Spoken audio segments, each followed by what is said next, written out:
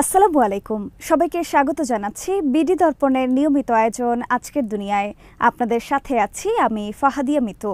চলুন জেনে নেওয়া যাক সারা দুনিয়ায় এই পর্যন্ত ঘটে যাওয়া প্রধান খবরগুলো। যুক্তরাষ্ট্রের প্রেসিডেন্ট নির্বাচনে রিপাবলিকান প্রার্থী ডোনাল্ড ট্রাম্পকে সমর্থন দিতে যুক্তরাষ্ট্রের ভোটারদের প্রভাবিত করার বিষয়ে মার্কিন ও অন্যান্য ব্যক্তিত্বদের ব্যবহার করছে রাশিয়ার রাষ্ট্রীয় সংবাদ মাধ্যম আরটি। নির্বাচনে বিদেশি হস্তক্ষেপের অভিযোগ নিয়ে এক ব্রিফিংয়ে এমন দাবি করেছেন যুক্তরাষ্ট্রের এক সিনিয়র গোয়েন্দা কর্মকর্তা।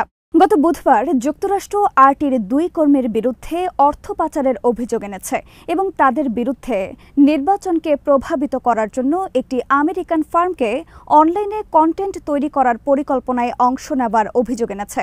নাম প্রকাশে অনিচ্ছুক ওই গোয়েন্দা কর্মকর্তা বলেন, গোপনে অভ্যন্তরীণ বিভাজনকে উস্কে দিতে এবং রাশিয়ার পছন্দের প্রার্থীকে ক্ষমতায় আনতে রাশিয়া যে বেসরকারি রুশ কোম্পানি ও আরটিকে ব্যবহার করছে, সরকারের এসব পদক্ষেপ তারই আরেকটি লক্ষণ। ওই কর্মকর্তা বলেন, রাশিয়া বান্ধব প্রতিবেদন তৈরি ও প্রচারের জন্য মার্কিন যুক্তরাষ্ট্র এবং অন্যান্য পশ্চিমা ব্যক্তিত্বদের নেটওয়ার্ক তৈরি ও ব্যবহার করেছে আরটি। এই ক্রীড়ানকেরা ট্রাম্পের পক্ষে ভোটারদের পছন্দকে প্রভাবিত করতে এবং কমলার জেতার সম্ভাবনা কমাতে মস্কোর প্রচেষ্টাকে সহায়তা করছেন। তবে এসব ব্যক্তি বা প্রতিষ্ঠান কিভাবে ভোটারদের প্রভাবিত করার চেষ্টা করছে সে সম্পর্কে এই কর্মকর্তা বিশদ বিবরণ দেননি। যুক্তরাষ্ট্রের তোলা এই অভিযোগের জবাবে আরটি রয়টার্সকে বলেন, জীবনে 3টি বিষয় নিশ্চিত: মৃত্যুবরণ করতে হবে, বেঁচে থাকলে ট্যাক্স দিতে হবে এবং মার্কিন নির্বাচনে আরটির হস্তক্ষেপ। ওয়াশিংটনের রুশ দূতাবাস এই বিষয়ের মন্তব্যের অনুরোধে সাড়া দেয়নি, তবে রাশিয়া বরাবরই যুক্তরাষ্ট্রের নির্বাচনে প্রভাব খাটানোর বিষয়টি অস্বীকার করে এসেছে। আবারও জাতিগত সংঘাতে উত্তাল ভারতের মণিপুর রাজ্য। শনিবার রাজ্যটিতে নতুন করে সংঘাতে 6 জনের মৃত্যু হয়েছে। পুলিশ বলছে, 2 মিলিশিয়া গোষ্ঠীর মধ্যে বন্দুকযুদ্ধে এই হতাহতের ঘটনা ঘটেছে। পরিস্থিতি নিয়ন্ত্রণে রাজ্যের জিরিবাম বিভাগে জরুরি অবস্থা জারি করা হয়েছে। নতুন করে ব্যাপক সহিংসতা দেখা দেওয়ায় পদত্যাগ করতে পারেন রাজ্যের মুখ্যমন্ত্রী বীরেন সিং। 7 সিস্টার্স হিসেবে পরিচিত ভারতের উত্তর পূর্বাঞ্চলীয় 7 রাজ্যের একটি মণিপুর। 16 মাস আগে মণিপুরে প্রথম সহিংসতা শুরু হয়। গত বছর মেইতি জনগোষ্ঠীরা সংখ্যালঘুর মর্যাদা পেতে দাবি জানায়। এরপর রাজ্যের হাইকোর্ট এটি বিবেচনা করতে নির্দেশ দেয়, কিন্তু মেইতিদের এই দাবির বিরোধিতা শুরু করে আন্দোলন করে কুকিরা। এরপর থেকেই সেখানে 2 পক্ষের মধ্যে জাতিগত সহিংসতা শুরু হয়। টানা কয়েক মাস সহিংসতা চলে। এরপর এটি বন্ধ হলেও গত সপ্তাহ থেকে আবারও পাল্টা হামলা শুরু হয়েছে।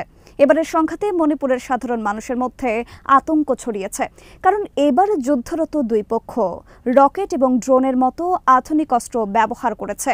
সশস্ত্র গোষ্ঠীগুলোর বাংকারের সন্ধানও পেয়েছে পুলিশ। মণিপুরের রাজধানী ইম্ফলে পুলিশ প্রধানকে কাবিব সাংবাদিকদের বলেন, গতকাল কিছু কুকি মিলিশিয়া হামলা চালায়। এর জবাবে নিরাপত্তা বাহিনীর যৌথ দল অভিযান চালায়। তারা মিলিশিয়াদের 2টি বাংকার ধ্বংস করেছে। এই অভিযানের পর কুকি মিলিশিয়ারা একটি দূরপাল্লার রকেট হামলা চালিয়েছে। এনডিটিভি জানিয়েছে, ড্রোন হামলা ঠেকাতে গুরুত্বপূর্ণ এলাকায় অ্যান্টি ড্রোন সিস্টেম মোতায়েন করা হয়েছে। এছাড়া আকাশ থেকে সেনাবাহিনীর হেলিকপ্টার পরিস্থিতির ওপর নজর রাখছে। উত্তপ্ত পরিস্থিতিতে শনিবার সন্ধ্যায় মণিপুরের গভর্নরের সঙ্গে তড়িঘড়ি করে দেখা করেন মুখ্যমন্ত্রী বীরেন সিং। এরপর তার পদত্যাগের গুঞ্জনটি আরও স্পষ্ট হয়। দেশটির রাষ্ট্রায়ত্ত বার্তা সংস্থা প্রেস ট্রাস্ট অফ ইন্ডিয়াকে স্থানীয় কর্মকর্তারা বলেছেন, শুক্রবার রাতে মণিপুরের বিষ্ণুপুর ও ইম্ফল পূর্ব জেলার আকাশে বহু ড্রোন দেখতে পান বাসিন্দারা। এ সময় তাদের মাঝে আতঙ্ক ছড়িয়ে পড়ে।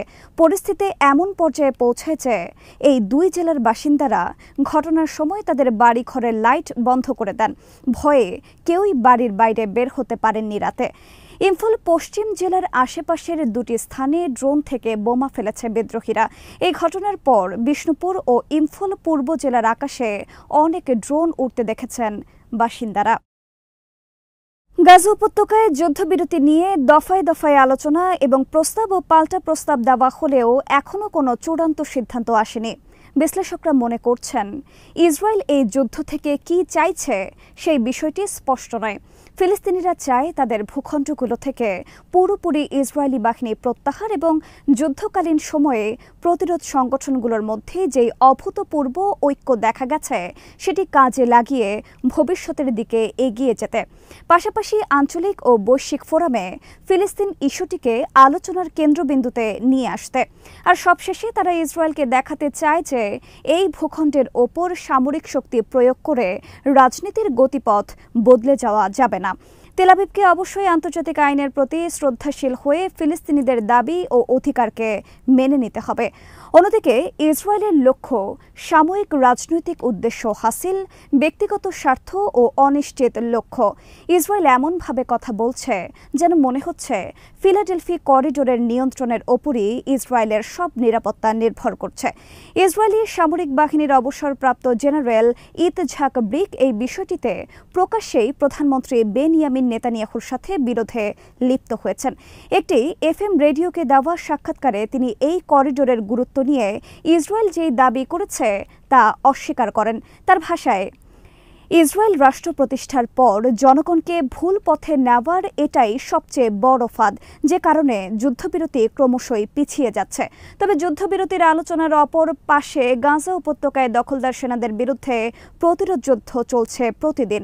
শনিবার হামাসের সামরিক শাখা আল কাসাম ব্রিগেডস জানিয়েছে, পশ্চিম তীরের তুলকারাম শহরের উদ্বাস্তু শিবিরের কাছে তাদের ইঞ্জিনিয়ারিং ইউনিটের সদস্য সফলভাবে ইসরায়েলি বাহিনীকে লক্ষ্য করে একটি উচ্চমাত্রার বিস্ফোরণ ঘটিয়েছে।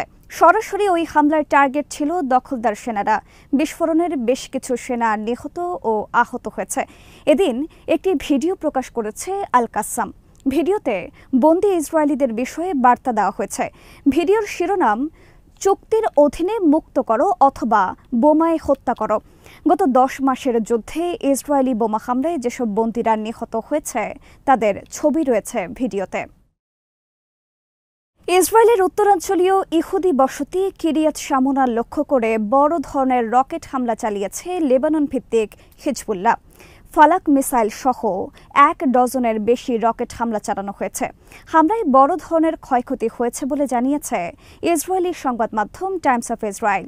শনিবার মধ্যরাতের পর থেকেই উত্তর ইসরায়েলের বিভিন্ন ইহুদি বসতি ও সামরিক স্থাপনা লক্ষ্য করে হামলা শুরু হয়। গাজার বাসিন্দাদের প্রতি সংহতির অংশ হিসেবে এই হামলা করার কথা জানায় হিজবুল্লাহ।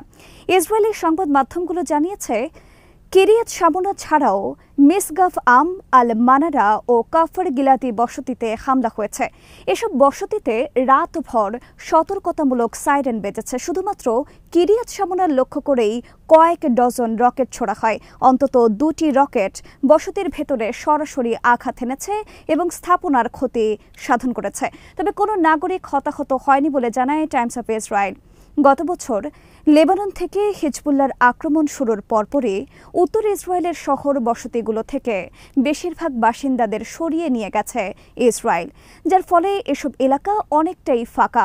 খবরে বলা হয়েছে, একটি রকেট বড় একটি ভবনে আঘাত হেনেছে, আরেকটি রকেট আছড়ে পড়েছে ফুটপাতে। হামলায় ভবন, আশেপাশের কিছু স্থাপনা ও একটি গাড়ি ক্ষতিগ্রস্ত হয়েছে বলে জানিয়েছে কিরিয়াত শামোনা কর্তৃপক্ষ। গত কয়েকদিন ধরেই ইসরায়েলের ওপর একযোগে বড় ধরনের রকেট হামলা চালিয়ে আসছে হিজবুল্লাহ। এসব রকেট ইসরায়েলের আয়রন ডোম এয়ার ডিফেন্স সিস্টেমকে ফাঁকি দিয়ে ঢুকে পড়েছে লোকালয়ে। হিজবুল্লাহর মিডিয়া বিভাগ আরও জানিয়েছে, শনিবার দিনভর উত্তর ইসরায়েলের বেশ কয়েকটি সামরিক ঘাঁটির নজরদারি সামগ্রী লক্ষ্য করে হামলা চালিয়েছে গোষ্ঠীটি। হামলায় বেশ কয়েকটি ঘাঁটির ক্ষয়ক্ষতি হয়েছে। দখলদার ইসরায়েলের সম্প্রসারণবাদ আটকাতে ইসলামিক দেশগুলোকে এক হওয়ার আহ্বান জানিয়েছেন তুরস্কের প্রেসিডেন্ট রিসেপ তাইয়েপ এরদোয়ান। রাজধানী ইস্তাম্বুলে ইসলামিক স্কুল অ্যাসোসিয়েশনের এক অনুষ্ঠানে এমন আহ্বান জানান তিনি। এরদোয়ান বলেন, ইসরায়েলিদের আগ্রাসন, ডাকাতি এবং ইসরায়েলি সন্ত্রাসবাদ আটকানোর একমাত্র উপায় হল ইসলামিক দেশগুলোর এক হওয়া। তিনি আরও বলেন, ইসরায়েল গাজা দখল করেই থামবে না, এরপর তারা রামাল্লা দখল করবে এবং অন্য দেশগুলোর দিকেও নজর দেবে। এই কারণেই আমরা বলছি, হামাস সমগ্র মুসলিমদের হয়ে লড়াই করছে। তারা শুধু গাজা উপত্যকা রক্ষা লড়াই করছে না, তারা মুসলিম দেশগুলোর রক্ষায়ও লড়াই করে যাচ্ছে। তুর্কি প্রেসিডেন্ট জানিয়েছেন সম্প্রতি সিরিয়া ও মিশরের সঙ্গে সম্পর্ক উন্নয়নে জোর দিয়েছে তুরস্ক, কারণ তারা ইসরায়েলের ক্রমবর্ধমান সম্প্রসারণবাদের ঝুঁকি থামাতে চান। এরদোয়ান বলেন, ইসরায়েলি সম্প্রসারণবাদ লেবানন এবং সিরিয়াকেও হুমকির মুখে ফেলে দিয়েছে। গত সপ্তাহে মিশরের president Abdel Fattah al Sisi তুরস্ক সফর করেন, যা গত ১২ বছরে তুরস্কে মিশরের কোনো প্রেসিডেন্টের প্রথম সফর। বৈঠকে সিসির সঙ্গে গাজা যুদ্ধ নিয়ে কথা বলেন এরদোয়ান। এর আগে ২০২০ সালে আরব আমিরাত, সৌদি আরব সহ আঞ্চলিক পরাশক্তিগুলোর সঙ্গেও সম্পর্ক উন্নয়নে মনোযোগ দেয় তুরস্ক। এরপর মিশর সহ অন্যান্য দেশগুলোর সঙ্গেও তাদের কূটনৈতিক সম্পর্ক উন্নত হওয়া শুরু করে। গত বছরের ৭ অক্টোবর ফিলিস্তিনি স্বাধীনতাকামী গোষ্ঠী হামাস ও দখলদার ইসরায়েলের মধ্যে যুদ্ধ শুরু হয়। এই যুদ্ধে এখন পর্যন্ত প্রায় ৪১,০০০ ফিলিস্তিনির প্রাণ গেছে। এরদোয়ান শুরু থেকেই এই যুদ্ধে ইসরায়েলি হত্যাকাণ্ড ও সন্ত্রাসবাদের সমালোচনা করে আসছেন। তিনি ইসরায়েলকে সন্ত্রাসী রাষ্ট্র হিসেবে আখ্যায়িত করার পাশাপাশি নেতানিয়াহুকে হিটলারের সাথেও তুলনা করেছেন। গাজা ভূখণ্ডে ইসরায়েলি হামলায় নিহত হয়েছেন আরও ৩১ ফিলিস্তিনি। এতে করে উপত্যকাটিতে নিহতের মোট সংখ্যা ৪০,৯৩০ ছাড়িয়ে গেছে। এছাড়া গত বছরের অক্টোবর থেকে চলা এই হামলায় আহত হয়েছেন আরও ৯৪,০০০-এর বেশি ফিলিস্তিনি। রবিবার আল জাজিরা জানিয়েছে, ইসরায়েলি বিমান হামলায় শনিবার থেকে গাজায় কমপক্ষে আরও ৩১ জন নিহত হয়েছেন। অন্যদিকে বৃহৎ আকারের প্রাদুর্ভাব রোধ করার লক্ষ্যে জরুরি ভিত্তিতে পোলিও টিকাদান কর্মসূচির দ্বিতীয় ধাপটি শেষ করেছেন স্বাস্থ্যকর্মীরা। বেশ কয়েকটি সূত্র আল জাজিরাকে জানিয়েছেন, ইসরায়েলি গোলাবর্ষণের কারণে গাজার কেন্দ্রীয় নুসাইরাত শরণার্থী শিবিরে ৩ নারী এবং ২ শিশু নিহত হয়েছেন। গাজার বেসামরিক প্রতিরক্ষা সংস্থা বলেছে, বাস্তুচ্যুত ফিলিস্তিনিদের আশ্রয় কেন্দ্র হিসেবে ব্যবহৃত একটি স্কুলকে লক্ষ্য করে চালানো ইসরায়েলি হামলায় অন্তত ৮ জন নিহত হয়েছেন। এছাড়া গাজা সিটির শেখ রাদওয়ান পাড়ার আবু ইস্কান্দার এলাকায় আমির ইবনে আল আস স্কুলে হামলায় আহত হয়েছে ২০ জন।